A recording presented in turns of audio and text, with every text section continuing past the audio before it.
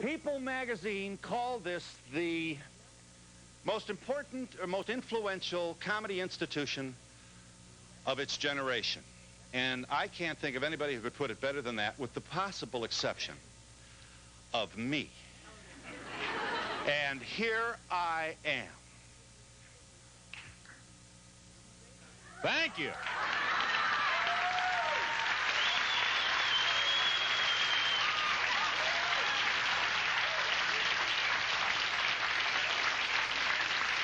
Okay, let's hold it down. We got to go through this in a hurry. Now, Saturday Night Live. It's been called the show that changed television. On October 11, 1975, at 11:30 p.m., it premiered right here on NBC. The inmates had taken over the asylum. The Woodstock Nation had control of the airwaves. And what followed was an unforgettably irreverent wave of counterculture, idol-smashing, sacred cow-tripping entertainment. Entertainment presented by a bunch of wild and crazy, cone-headed, samurai, Gumby-colored, Rosanna Dana, church lady, liar performers.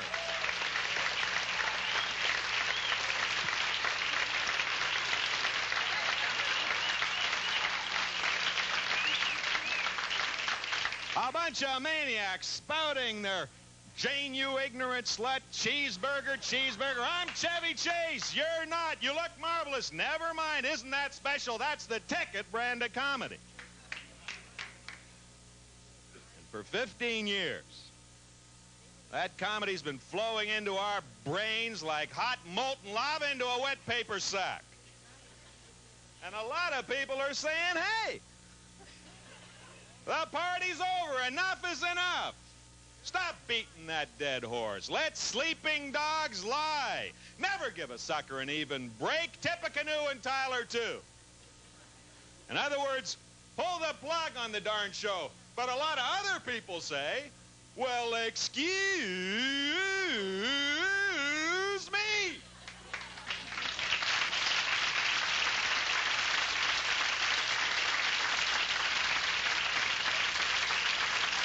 We need this show. We need this show. These people just want to pump you up. It's not your world. It's Wayne's world. It's Wayne's world. Who else is going to make fun of the Jessica Hahn, Jim and Tammy, the Greek Iran, Contra, Dan Quayle, gaffing, swaggart, sobbing Leona Helmsleys in our society? The very people, the so-called legitimate media, keep ramming down our throats like hot pork into an overworked kielbasa sausage stuffing machine. Well, today we're going to tackle this controversy and put this and other questions to the current cast of Saturday Night Live. Is there a future for not ready for primetime television? But first, back to me.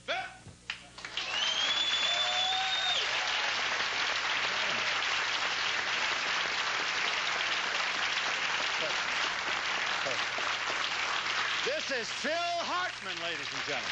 Come on up here, brother. I'm telling you. Anywhere at all, Phil.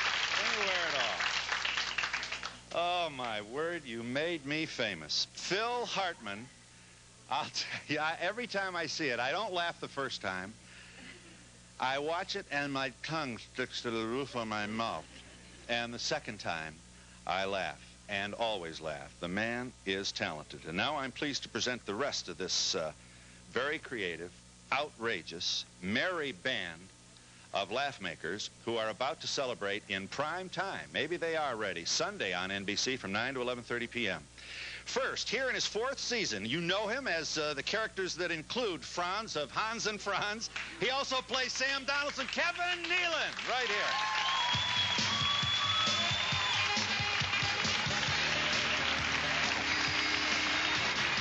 Crazy about it.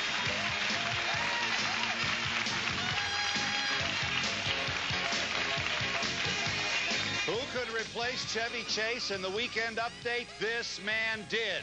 Here is the most successful weekend anchorman on television today, Dennis Miller, right here.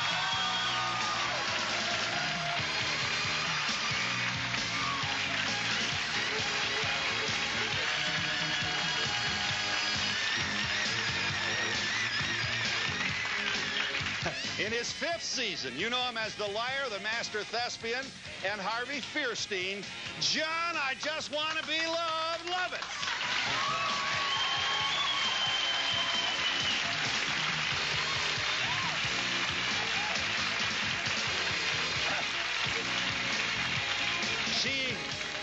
She does Rosanna Barr better than the star herself, and she's the off-key lounge singer, Victoria Jackson.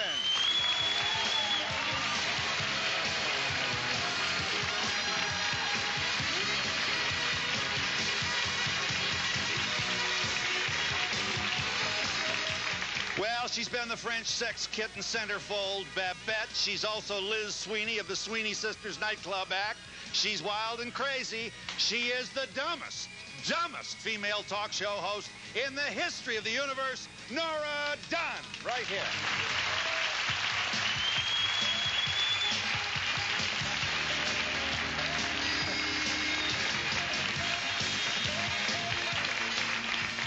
Here's the church lady, Dana Carvey.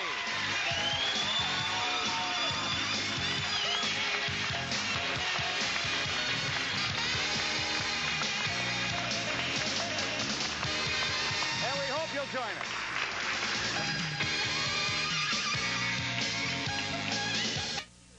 I never thought I'd like it.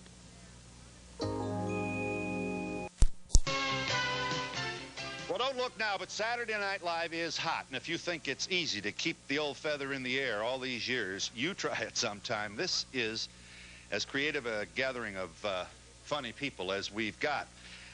Let me give you just one example. You do get to talk. Just stand by 1 second here. Here she is, bless her soul. It is the church lady, and her guests on her show are Jim and Tammy Faye Baker. Roll the tape. Well, Tammy, while Jimmy was there out there drugging and Jesse and reaffirming his manhood, what exactly were you doing? Well, you know, church lady, those nights just sort of blur together, don't they, honey? But, you know, Jim would go out every night during Crosswits, and that's when I got addicted to all manner of flu pills, and I hallucinated cats out of the ceiling. I did, didn't I, honey? And sometimes their heads would vaporize and explode, and, yeah, and once it felt like someone shoved a bun cake ring down over my head, and the bun, right, honey? Yes. And the bun unbraided, and the filling rose up in flames, and all the raisins turned into demons, and I put my hands up, and I said, demonic raisins, I rebuke you.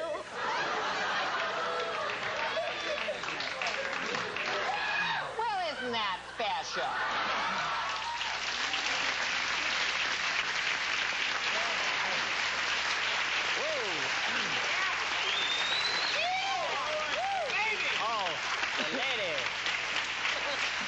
All right, it's my job to ask. I keep wanting to do Hartman. How does a person get to be at the center of this cultural experience? San Francisco State University? You won a comedy stand-up competition? Yes. You've been in the movies, and hey, this has got to be fun. I hope you're not enjoying this. Give it to somebody else. No, it's just weird to get known to the public as a guy wearing a dress. It still feels... I know the feeling.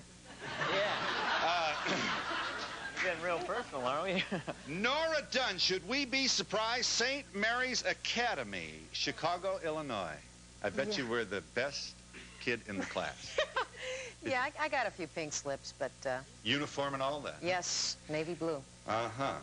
And then you did what the nuns were probably fearful that you would do. You actually went out into the world. Mm-hmm. The Art Institute of Chicago, and then, you know, what, you're serving Eggs Benedict. Can this be true?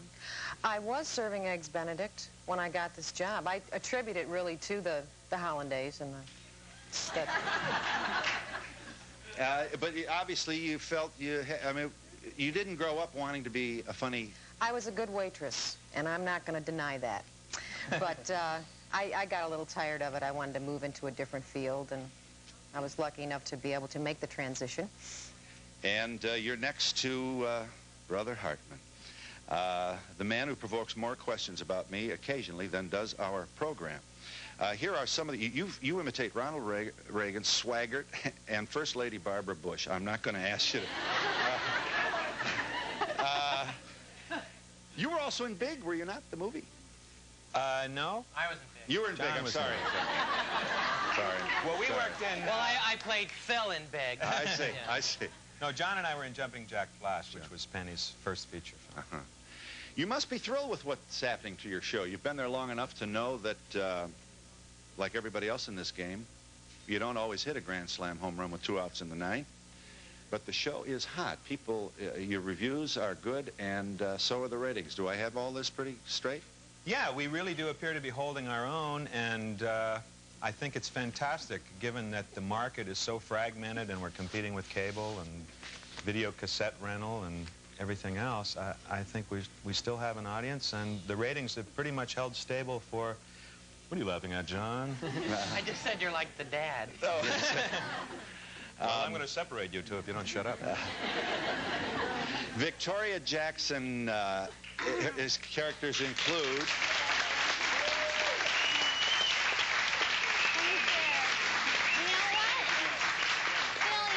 Well, yes, ma'am. This is the stage we auditioned on. This room. For the show which To get the originates from job. next door. I was so nervous when I was on this stage. I know. 2 You years imagine ago. me. I got to come in here every day. We should say that this is of interest probably to nobody but us. We are neighbors. This is 8G, and you're in 8H, the famous Toscanini studio here on the 8th floor of the RCA building in Rockefeller Center. Did I say the RCA building? I meant to say the GE building. So it's fun, Victoria. I mean, come on. I mean, what are you, about 20-something? Thank you. Are you? I just turned 30, and that's why I got my hair cut. Thank you. Woo! All right. Because all women, you know, after women have a child, they always cut their hair. And I always thought that was terrible. They should look beautiful for their husband forever, like your wife has long hair still. But I couldn't help it. My hands just did it. Now, did people in high school in the cafeteria say, you're a riot? No, You weren't, No one probably. ever thought I was funny. And they just didn't let me be in the school play because my speech teacher said I talked like a baby to get attention. I'll tell you, we should all have this kind of attention and success. Here's the star, one of the stars of Big, John Lovitz, in his 5th season with the Saturday Night Live. You like him, don't you? Hi, Dad. You heard him.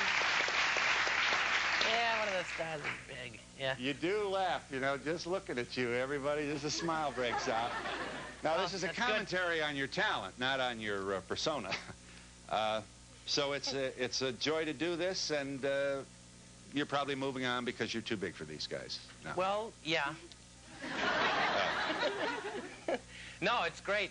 To me, I mean, most of my background was straight acting, and then I was in the Groundlings Theater in Los Angeles, which was Lorraine Newman was in there, and Paul Rubens, and that's also Phil Hartman and I were in it together, and so that's when I just did comedy for 3 years. But to me, one of the highlights of doing the show is that you get to do scenes with like all the top actors in the country, and like last year there was like 5 or 6 Academy Award nominees and winners. I mean, yeah, it's great. Every big shot now in show business wants to be on your program. Dennis Miller joins us, Weekend Update.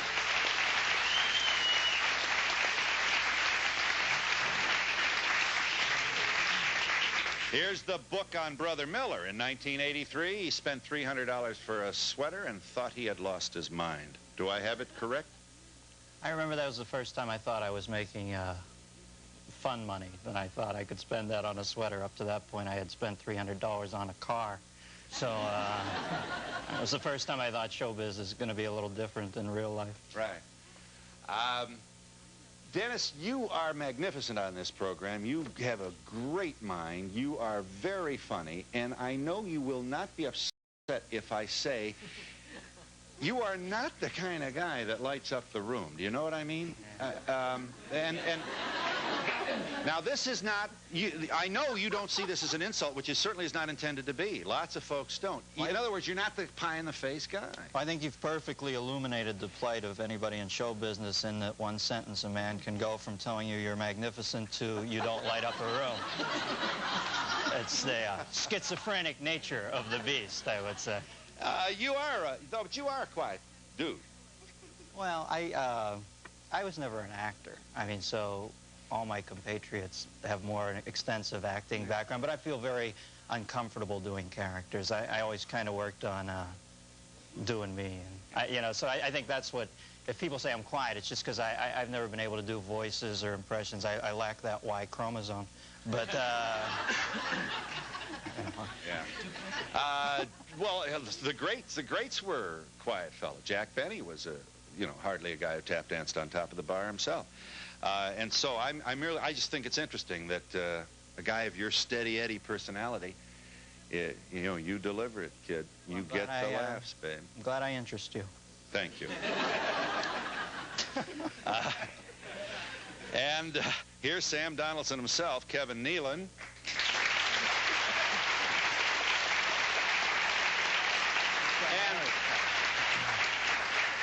And Mr. Subliminal, too. There you have it. Yeah? Yeah. And you yourself don't necessarily trip on banana peels either, do you? I mean, this is... I just would like to expose your real personality to our audience. You weren't the show-off in school? No, I wasn't. I was kind of the quiet guy, you know. That makes it tough on talk show hosts when you guest with them. But this is who you are, and... No, I think among my friends, I'm more the wise guy. You know, I walk that fine line between a wise guy and a funnier guy. Did you audition here as well? No. How'd this happen for you? I auditioned over in the real studio. Not the real studio, but the, I know what it means. Yeah. Well, it's the only studio I've been in, But this is your only television experience, SNL? Pretty much, except for talk shows, and stand-up comedy. Uh-huh. Yeah. But I could do other stuff. I could do them.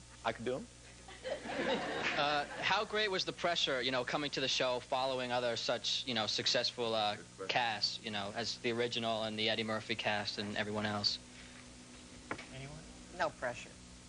None at all. The pressure of the show is, it's being fun every week. I mean, you can't really go in there and add pressure by thinking about somebody who did the show 5, 10, or 15 years ago. There's an hour and a half to fill each week, and that's the pressure. But I don't think any one of us has ever really thought of working in anybody else's shadow. There's too much to do each week to sit there and dwell on stuff like that. So it's a happy camp, is it? Oh, yeah. Because it hasn't always been. Saturday Night Live began to generate more news than laughs there for a while. Well, I know when I got the show, I just thought, I can't be John Belushi or Eddie Murphy. I can't do it because they're great and I can't do what they do. So I figured, well, I'll just do my own thing and hope that works. Otherwise, you're sunk. You can't be them. Are you there, caller? Hi. Yes, I am. Go ahead. I'm calling from Lowell, Mass, and I just want to say this cast of Saturday Night Live has kept Saturday Night Live alive. Oh. Thank you.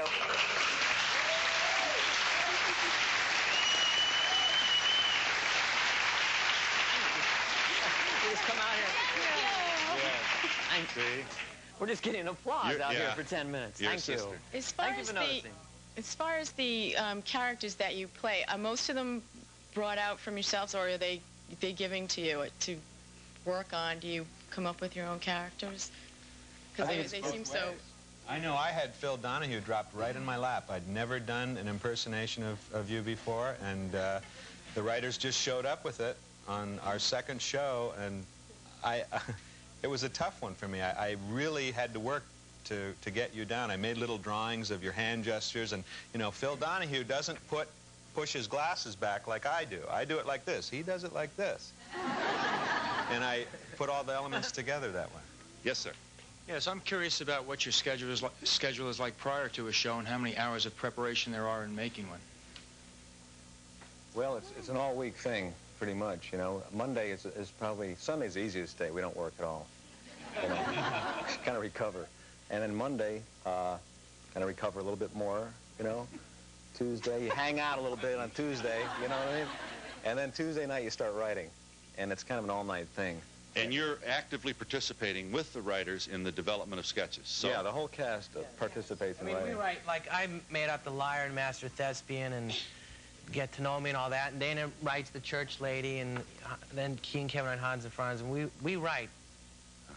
I calculated it to be about a 60 to 70-hour week, the week we do a show, and that's why we really can't do more than 3 shows in a row without it becoming a zombie marathon. But those are dog hours, which... Yes. Yeah. This show ages you like the presidency. In advance of the celebration of the 15th anniversary of Saturday Night Live, this coming Sunday night on NBC, that is to say from 9 to 11, I am pleased to just share with you just a couple of brief moments of this historic television achievement. Here are Jane Curtin and Dan Aykroyd. Point, counterpoint. Watch this. You will take the pro-test tube baby point, and I will take the anti-test tube baby counterpoint. Jane? Dan, there is no joy greater than that of motherhood. No doubt you cannot understand this because your mother obviously regretted your birth and refused to suckle you, thereby accounting for your fearful, frustrated personality. It is inconceivable that anyone other than a cold, pompous ass such as yourself would deny a woman the chance of bringing a baby into the world just because she's unable to conceive otherwise. What is this, irrational fear of medical advances? Why not deny the nearsighted their eyeglasses? Why not deny the diabetic his insulin? Well, Dan, I just hope that you contract some disease for which they have no cure and that you waste away and die.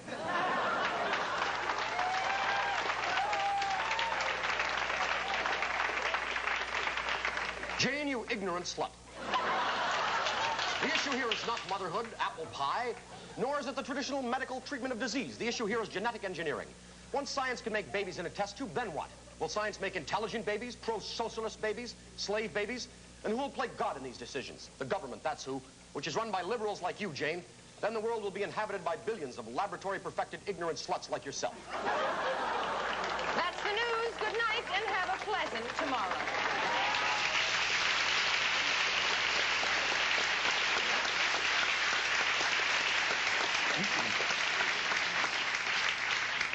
I'll tell you this, I don't know whether, certainly not on free TV, you won't find anything as irreverent, bawdy, raucous, outrageous as Saturday Night Live, and I think that's the nicest thing I can say about these creative artists. No kidding, in a country that you guys got, didn't the moral majority got on your case, didn't they? And didn't sponsors drop their tools and run from you, did they not, in the last 12 months? I think you did a sketch in which the word penis played some kind of prominent role. Yeah. Even in asking us about it, you used the phrase "drop your tools." So, yes, I did.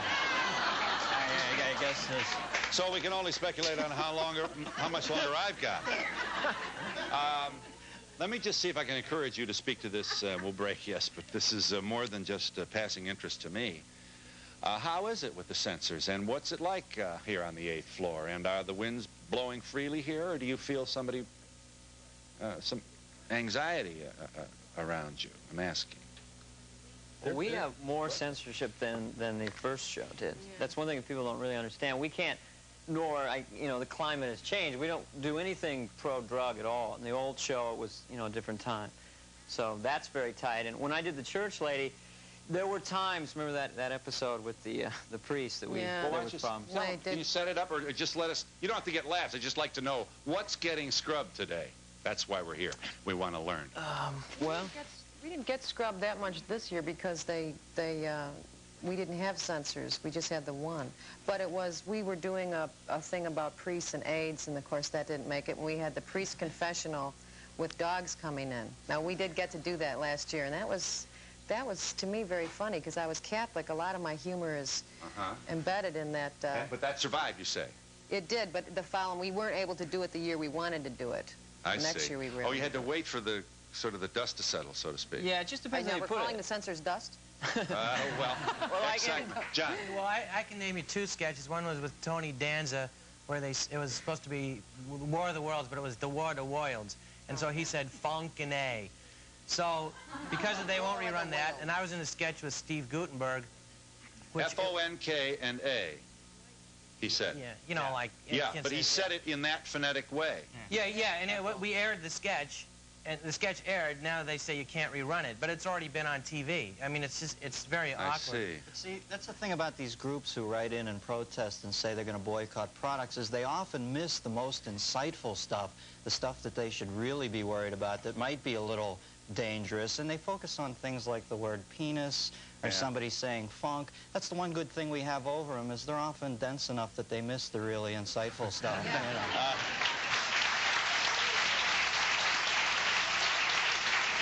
Victoria, please. My only experience with censorship was once I wrote a thing where I take my daughter to the park to search for drug dealers to see if Reagan's anti-drug thing is working. And I thought I could get footage of my daughter swinging, and, you know, just because it's fun to see my daughter on TV. But it would be funny. And they said I couldn't do it because it would trivialize the drug problem. So I had to change it to, we went to the park to look for, what are those guys called who shoot everybody? Photographers? No, it was when... Photographer. No. Murderers? It was that period 3 years ago. Snipers and... No, on the planes where they're blowing up people. Terrorists. Terrorists. Yeah, terrorists. Yeah. No, so we changed it to me and Scarlett went to look for terrorists in the park. Because that was okay, but looking for drugs wasn't.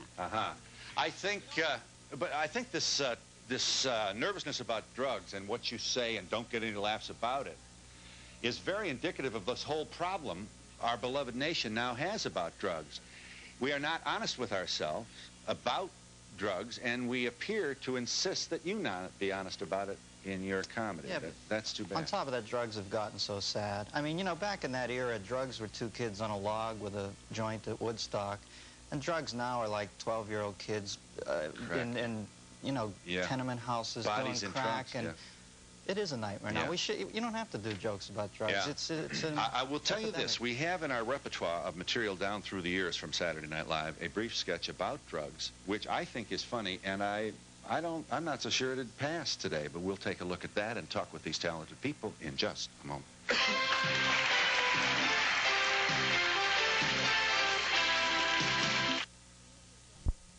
Write Donahue Tickets, care of NBC, New York, New York, 10112.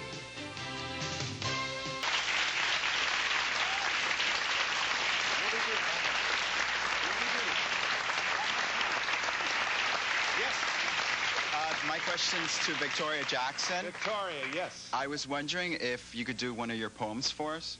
Oh, let me think. Okay, but first, Bonnie and Terry Turner wrote that tap dance song. I didn't write it, and so, but I wrote most all the, but anyway. Okay, I wrote this adultery song because on Donahue, like, it's usually lesbians and adultery and stuff like that. Okay, but I'll just sing it really fast. Talk about love, talk about morality. Are we having an affair, or are you just glad to see me? When we kiss goodnight, is a kiss time by the minute? If the minute's too long, does our sweet little kiss have a big sin in it? Where do you draw the line between love and adultery? If you're a friend of mine, can I hold your hand? It goes like that.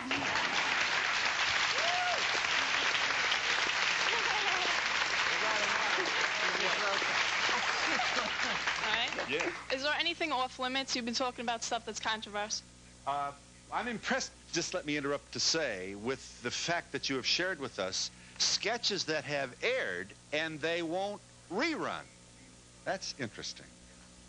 Yeah, I was saying there was a sketch I did with Steve Guttenberg. Now, admittedly, this was just a sick sketch. And I played a blind guy, and he played a gay guy who was pretending to be a woman, and then kept trying to seduce me into bed. So he'd go, all right, come on. We'd in our boxer shorts. I'm like, all right. And then we'd get in the bed and turn off the lights and be black for a second. And you hear me say, oh, God, get out of here. You know, like that. And then he goes, all right, I'm leaving. Then he wouldn't leave. And this happened like 3 times. Then at the end of the sketch, he just said, well, we did this because it's a horrible thing to do and you just shouldn't do it. And really, there was no reason to do it but that it was just black humor. Yes. And it aired, but they won't rerun it.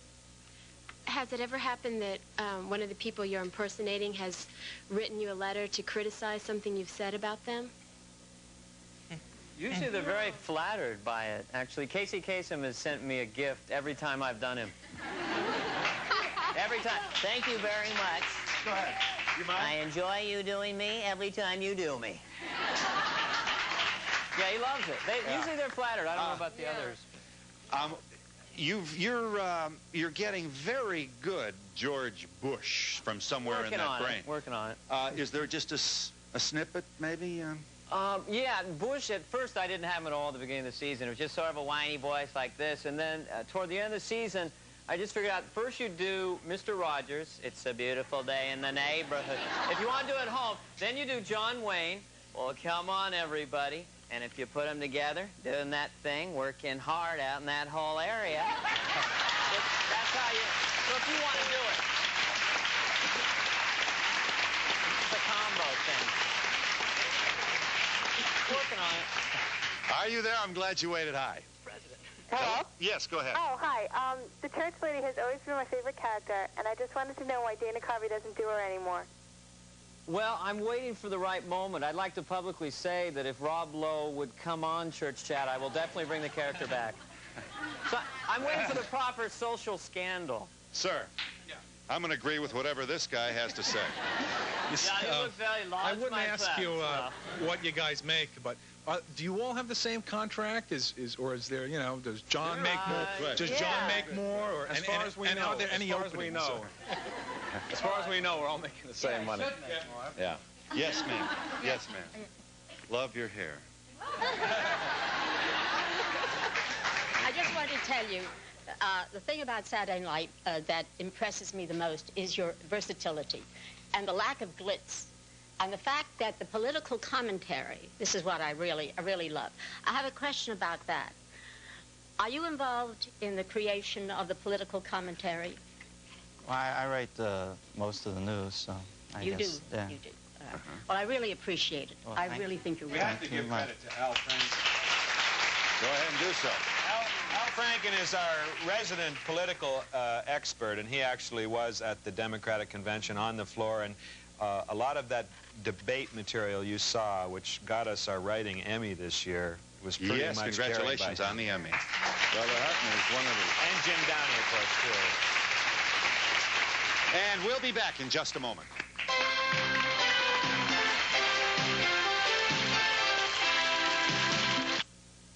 Ringer.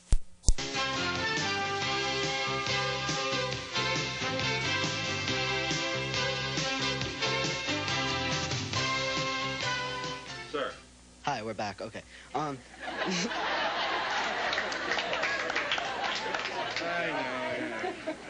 There's no doubt about it. You guys are so funny and so great. But weeks ago, I was watching the best of Saturday Night Live, and I saw a thing with Gilda Radner. I don't know if you remember it, where she was making fun of those singing commercials where they do the songs and everything. Yeah.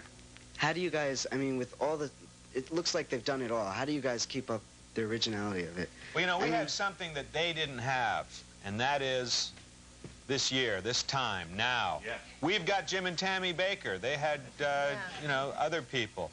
That's the thing about the show, and the nature of satire is you're always commenting topically on what's happening right now. And that's why we can't, comparing us to the old cast is apples and oranges. In that connection, speaking of topicality, watch this sketch. I don't even know the year. It's not too long ago.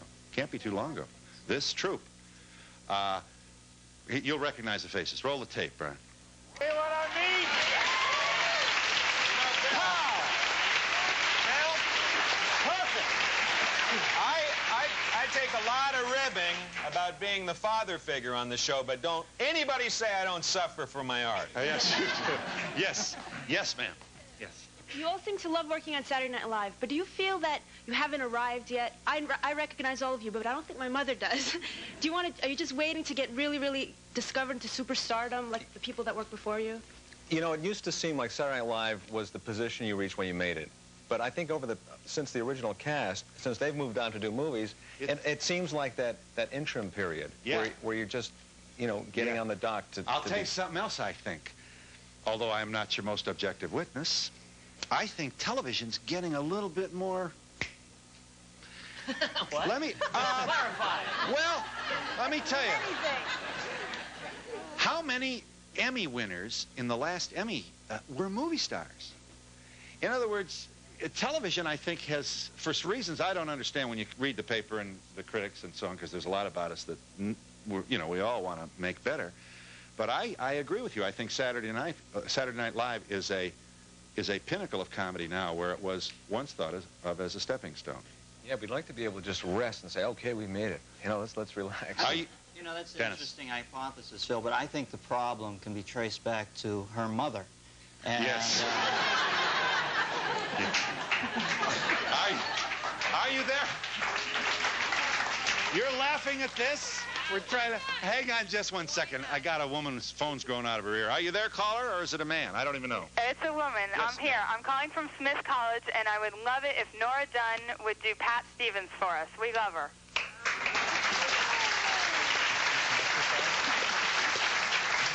Well, I can't see you, but I sense you're wearing blush. Am I right?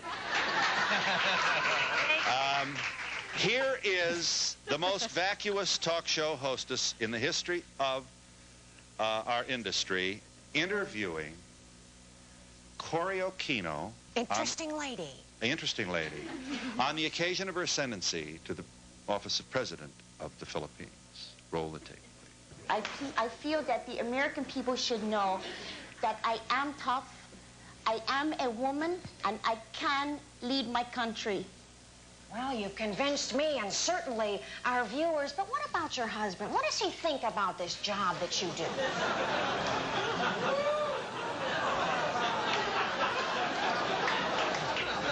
My husband was assassinated 3 years ago. Are you dating? What was the line? Are you dating?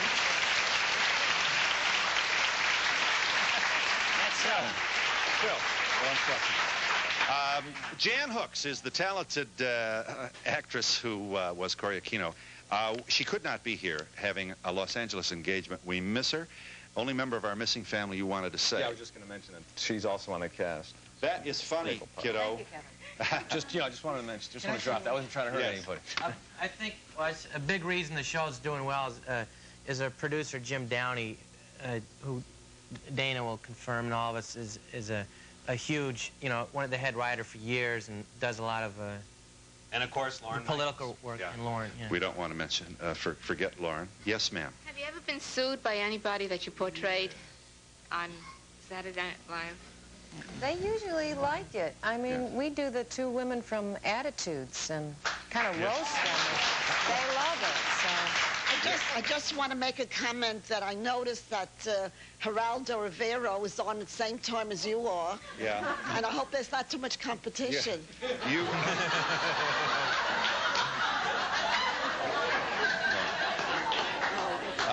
No, instead of watching them, they may be watching the other program. If you hadn't stood up to say that, I would not worry about it. Now that you've mentioned it. I like both. Yeah. I like both. Well, what should we do? Try to, I don't know, change the time. Well, go back to 9 o'clock. Yeah, but why doesn't he change? Well, he just came on because of you. Oh, I see. So then maybe I should change. But now Joe Rivers is at 9. Now you got Joan Rivers. Yeah. Where is Oprah in all this? I forgot about her. Oh, you did well. Most people haven't. I should remind you. Your first choice. Yeah. Well, I do thank you for making sure. And we'll be back in just a moment.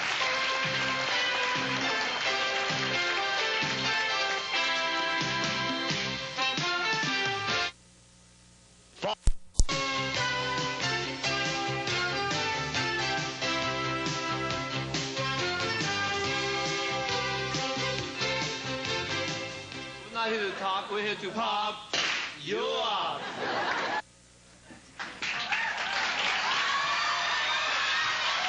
Oh no, what's the best? I don't believe it. You know, I have seen so many girly men in my life, but I have never seen such a girly man as this. Yeah. You know, Hans, if he took off his belt, he could cause a flabbergast, huh? That's right. So, you've been pumping up, I see. Oh, yes, you pumped me up. That was about as offbeat as you can get there, Phil. All right. Yeah, you know, Phil is a pathetic girly man. Yeah. That's right. Here's how you do it. We are ready. Ready? I'm ready. We just want to pump. Wait, one more time. We missed a little thing there. There's a little double clap. All right, here we go. We just want to pump. You are. At least 8 people know who this character is. Phil. Yes. Never mind. I'd like to ask Dana to do another character. If you could do the dance that the chat lady does, but roll up your pants since we see your legs on TV. The church lady. I'm sorry, the church lady. Okay, well, only if you'll do it with me. Come up on stage. All right, come on up. I'll show you. All right, hands to the side. You're on the Phil Donahue show. Yes, it's not a dream. Okay, chin up. Think superior. Go this way. Think superior, and then do a little strut. No. Like that, chin up. Now think superior. There we are. We're better than anybody else. Okay, there you go. You're welcome.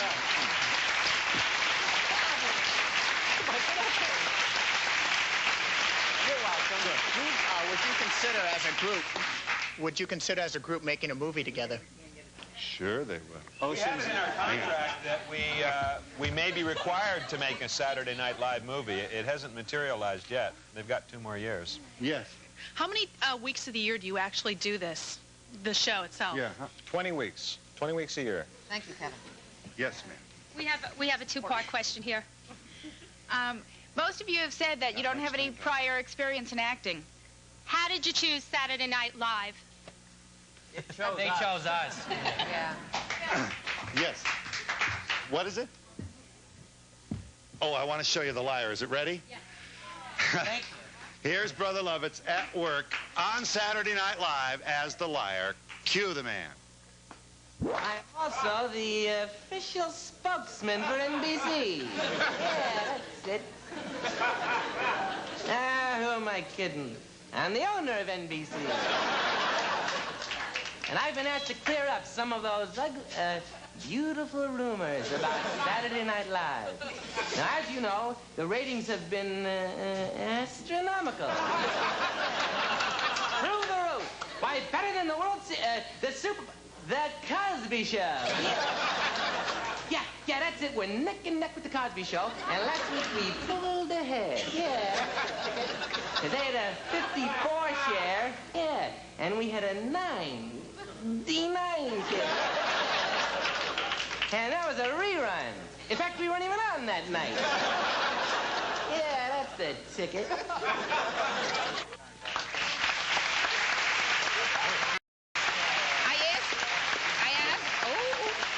I asked Dana when we were off the air how old he was, and he told me to ask him when he was on the air. Oh, yeah. Dana, no, I'm 34, but I read at a 36-year-old level. And we told him he looked like 16. We gotta go. We'll be back in a moment. Tell him. We'll be back in a moment. Don't go away.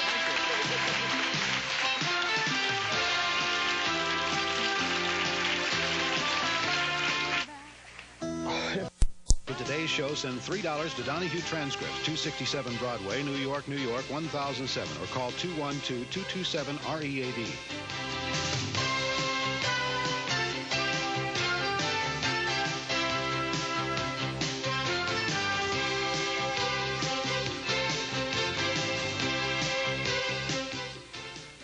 In my next life, I will be a star on Saturday Night Live. Let me just say once again, the 15th anniversary celebration of this, the most influential comedy institution of its generation, takes place on NBC Sunday night from 9 to 11:30.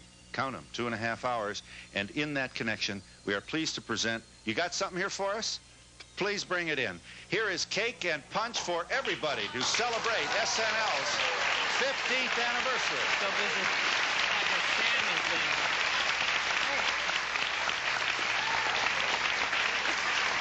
Services provided and promotional fees paid by the following. Yes, I am the Muffin Man. Now I am the Baller Man. Imperial. Only our taste deserves the crown. True Value Hardware Stores, your place for service and selection where you can get the packing house quality of their exclusive Harvard cutlery in sets or open stock. The Drake offers an exciting weekend in New York at a special price. The only Swiss hotel on Park Avenue. For reservations, call 800-DRAKE-NEW YORK or 212-421-0900. Yes, I'm really hungry. I enjoy Victoria's character a lot, and I just wondered if she's ever done any dramatic roles. Susan says raising...